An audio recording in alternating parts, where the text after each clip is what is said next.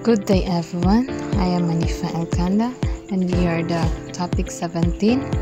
My topic is the continuation of report of Miss Paninsuro. First is a multinational strategy. Jollibee has adopted a multinational strategy aiming to generate at least half of its revenues from outside the Philippines. This involves buying stake in a restaurant and local brands in China, Taiwan, and Vietnam. In 2012, Jollibee acquired 50% of Superfoods Group of business. Other brands include Awishi Luwaiwai China, Universal Robina Corporation, and Bench, which began operating in Saudi Arabia in 1994. Multinational strategy ay isang diskarte ng isang negosyo kung saan pinapalawak nito ang isang company sa operation nito sa labas ng bansa upang kumita ng mas malaki sa mga international market. For example, Jollibee. Ang layunin ni Jollibee ay makuha ang kalahati ng kita nito mula sa ibang bansa. Ginawa ito sa pamamagitan ng pag-invest sa mga restaurant at local brands sa abroad tulad ng China, Taiwan, at Vietnam. Noong 2012, nagkuha nila ito ang 50% ng Superfoods Group na may operations sa Vietnam, Indonesia, Hong Kong, Japan, and Cambodia at Philippines. Ang other Filipino brands ay gumagamit din ng multinational strategy tulad ng Awishi. Ang Awishi ay pinapalawak ang snack business sa bansa. Ang Universal Robina Corporation or URC ay nag-export ng operation sa iba't ibang bansa. Next is product full line strategy.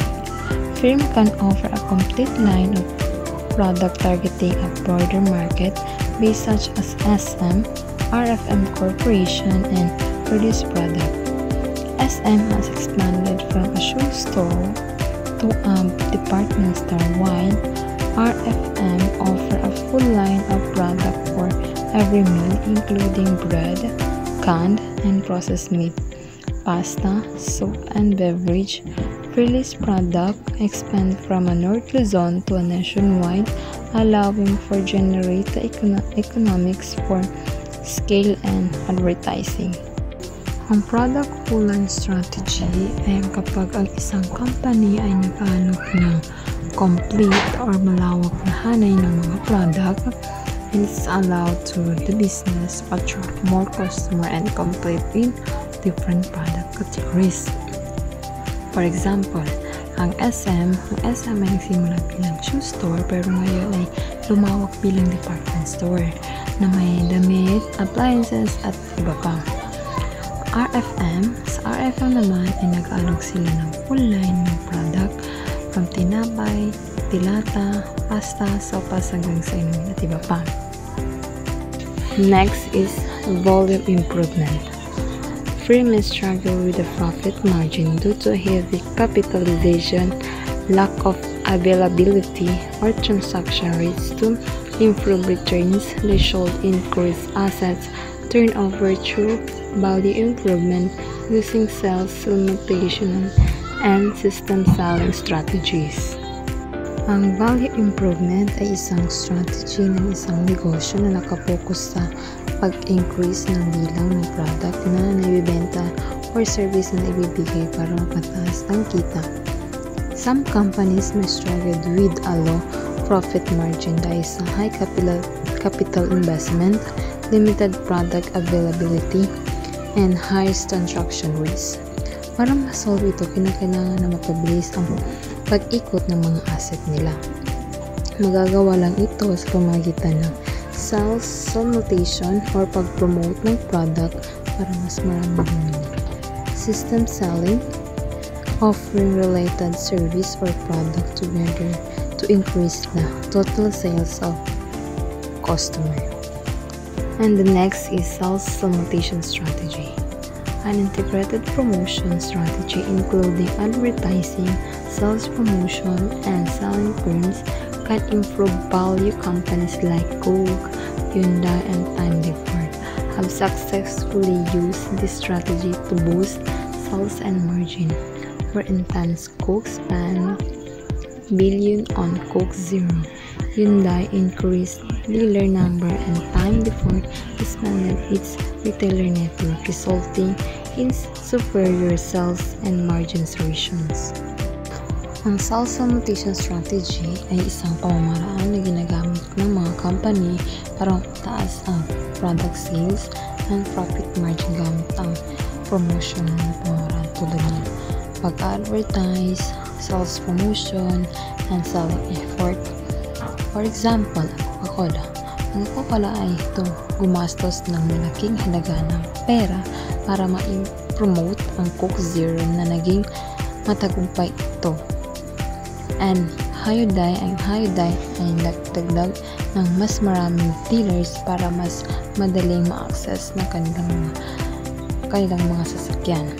Time Depot in-improve nila ang kanilang sales by expanding retail network. Ibig sabihin, more store, more customer, more sale. Lastly is system selling strategy. System selling involves offering related and complementary products to the same customers to boost sales. For example, Cebuana Liwalier expanded its service beyond owning to include money transfer, bill payment, and maximizing its distribution network and increasing revenue through quick transaction. In food industry, restaurants like McDonald's and Jollibee use suggested selling, cross-selling item like fries with a burger to increase transaction value. Ang system selling strategy ay isang marketing strategy kung saan ang isang negosyo ay nag-aalok ng product or service sa isang customer. Layunin nito is to increase the total value of each transaction and improve ang customer convenience.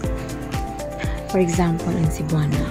Ang Cebuana ay nagsimula sa pagiging pawn shop.